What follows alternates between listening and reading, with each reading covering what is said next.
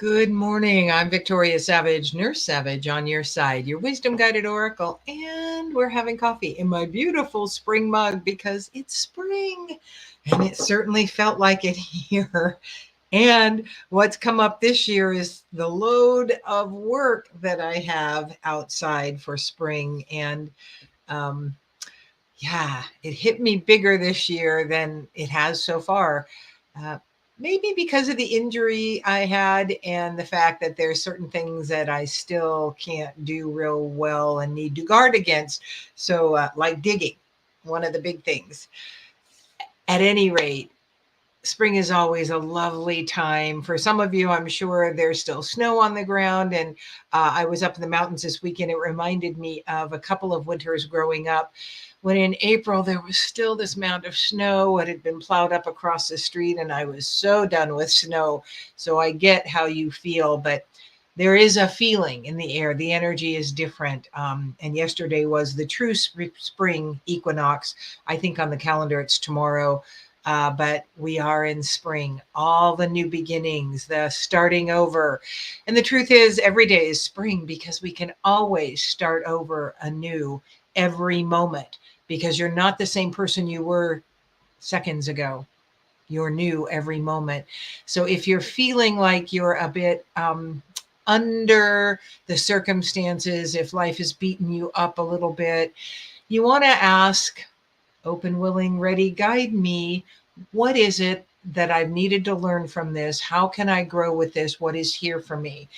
And then you can start letting go of the things that are holding you down. And a beautiful reading coming through today because there's so much fear being propagated in the world. And as I started bringing through the subject for this, the cards are, it's so fun because the cards will always bring out the truth of what we were guided into talking about today. But there's such a beauty available to us, but we're being led to focus on all the tumult, all that is happening in the world, all the fear-based energies, because fear is easy to control and manipulate. And what they're going to tell us all is who you need to be afraid of, why you need to be afraid of them. And each news media outlet is giving you the same information from a different viewpoint, but it is all the same. We need to be fearful, and these are the people that we need to be fearful of. This is the reason we need to be fearful. And the darkness is really beginning to scream louder, because here is the truth. Throughout the world, light workers, light bearers, seers, way showers, healers of old, healers of past times are all coming alive again. We're shining, we're stepping into our light, our power in the universe. That divine power that is within us is beginning to show up on so many different fronts. So hold on to that. A beautiful reading that bears this out. The two decks that wanted to come through today were the Radiant Tarot deck. These two are my favorite. I say that always, Mystical Shaman Oracle. They're all my favorite. So the first card that needed to come through today was from the Mystical Shaman, the Staff. But the staff came up in reverse. And the staff is all about finding balance, utilizing a staff to keep us in balance as we walk through this world and finding our balance in all of it. And we're going to read these today because there's some real beautiful insights in the write-ups. The staff is the symbol of authority. It holds power to temper extremes. The staff helps you find the right course of action, the way of the middle, and aids you to maintain your balance after you begin walking in that direction. Moses carried a serpent's staff through the desert, and with it he could summon the power of nature to heal or call plagues. The staff reminds you of the impermanence of all things, and that your authority must come from your deep longing to serve, that deep power, the divine power within that has that longing being stirred up in you. And then it was in reverse. So we're going to read the medicine. You are caught in the delicate balance between opposing forces, between masculine and feminine, between action and non-action. Use this to your advantage, as there can be no day without light, no low without high, no wrong without right. This is the time to take corrective action, beginning with your beliefs about what needs to be fixed or repaired. Let destiny take its course, nudging it slightly along. So in that middle way is where we really want to keep coming back to, because it is in the extremes that we will really get caught in the weeds. And that's where the media, all of it, it does not matter which you listen to. They want us in extreme because that is easy to manipulate and control and to move into where they want you to be. So make that open. I'm open, willing, ready. Guide me into how to keep finding my middle in all of this collective chaos and reactivity and fear and angst and hopelessness that the powers that were want us to stay in. So the next card that came up from the Radiant Tarot was the Six of Wands. Let me pick that up. This one jumped out of the deck. That beautiful. I love this card. I've pulled this so many times. I don't know what it is about it. The grid, it's a very beautiful card. The Six of Wands, after all the conflict and battle, the triumphant Six of Wands comes with a sense of resolution, relief, and joy. It is the card of victory, achievement, success, harmony, and completion. It is reminding us that amidst this imbalance that we keep being pulled out of, because we're human, we're gonna be pulled to an extreme, and our goal, our task is to find ourselves back in the middle with a higher vibration, where we keep cultivating that higher vibration. And this is the card telling us it is that time. It is the opportunity to find that middle, to know that we are successful in the efforts we have to maintain our balance. Don't let self-doubt rob you of this victory. This is the time to cultivate harmony and joy and that sense of completion. The opening at the top of the wreath indicates there is still much to do, but there is time to enjoy the present success. So in this time when we are really being pulled and called into reactivity, us minding our energy and maintaining that balance within is key to moving forward in the world with our light shining brighter. The next card that came up was Many Paths. That just not gorgeous. This is from the Mystical Shaman. Many Paths. Like I said, we're going to read it, but there's many ways we can get to spirit and get to where we need to be. If we're not solely focused on one way, there's just one way for me to be. This is who I am. This is always who I've been. I'm not going to change now, is a very rigid, boxed in way of thinking, because the truth is, you are not who you've always been. You are not that 2-month-old baby. You are not the 6-year-old. You're not the 13-year-old. You are the you now, who have been through all the shifts and changes throughout life to bring you to where you are right now. And sometimes the where we are right now is very uncomfortable because we're being prompted to move forward again. So the essence is all paths lead to spirit. What you bring to your journey is what will determine if yours is a path of suffering, a path of wisdom, a path of bliss, or a path of loss.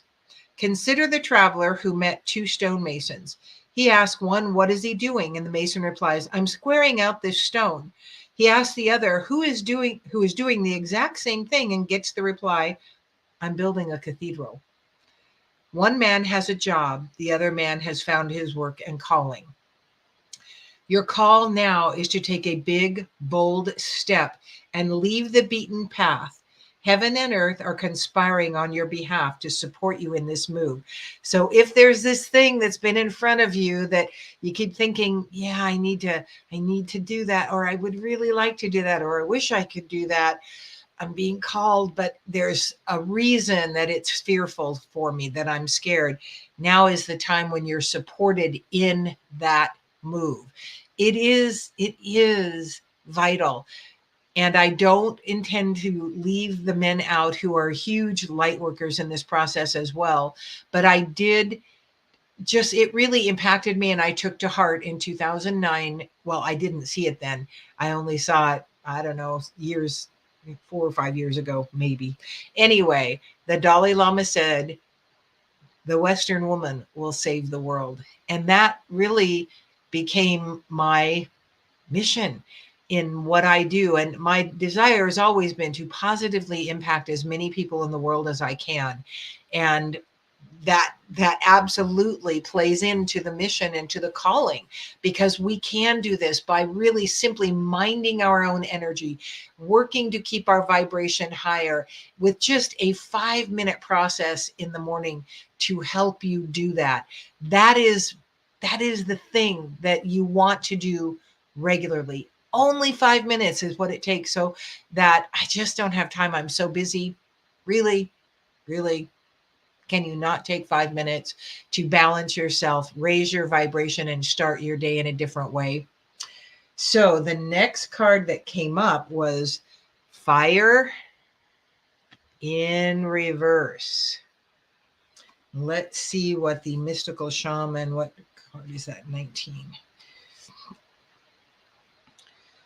Fire consumes anything it touches. The flames remind us of the impermanent nature of reality. And that's what we really want to hold on to, is that this too shall pass. This time that we're in is not the end. It's not the thing. It is a phase. It is a step. It is the doorway to the next way of being. Fire is passion, and its dancing flame invite us to reach to the sky. To fully step into the energy of fire is to be utterly transformed, like the phoenix rising from the ashen. And because fire came up in reverse, we will read the medicine. Are you feeling too fiery? Have you been reactive and short-tempered towards others? This card has come to tell you that all fiery emotions directed at others can backfire at you. It is not a good idea to play with fire when you are out of balance or angry. So this is that reminder to get yourself back into balance. Spend that 5 minutes. I can't spend less than 30, just because it's become that. But it didn't start out that. It has become where I desire to be on a daily basis. And for me, the breath work exercises really help keep me there, get me to this place of presence now, in the now, and keep me in that truth of divine power of who we really are. And remember, we are easily being prodded into reactivity, and we are then reminded by the beautiful Queen of Cups, who is that nurturer, that compassion energy, that love of the others, to bring that, to find that on a regular basis in the reminder that we are not perfect either, and we're all here working out what this lifetime holds for us. I was listening yesterday to this interview by the man, Aubrey Marcus, who has his own cult following because he's a very interesting kind of spiritualist. And he was talking to this gentleman, Robert Gilbert, who is I really have been called to listen to Robert Gilbert a lot, which is why I was listening to the podcast. But Aubrey has been a fighter and a very hedonistic kind of focus in his truly spiritual path in this world. And he's also very basic in his following, I'm sure. And he kept interrupting Dr. Gilbert. And Dr. Gilbert was very, Aubrey would interrupt with his insights about what was just said. And it was irritating to me. And I was thinking the same thing that some other people said in the comments, that Dr. Gilbert was very patient. And then it came to me as I was listening, it was like, but Aubrey needed to bring through his additional more simplistic type of understanding of the concepts, which were very deep, that Dr. Gilbert was bringing through, because Aubrey's audience has a way of understanding that Aubrey gets. And so I was in judgment of him. And then that came through. And as I read through the comments, many actually other people were quite in that same vein of, if you would just let him talk. But I love the fact that the guidance that came through for me in that judgmental attitude that I had was that everybody doesn't perceive things the way I do.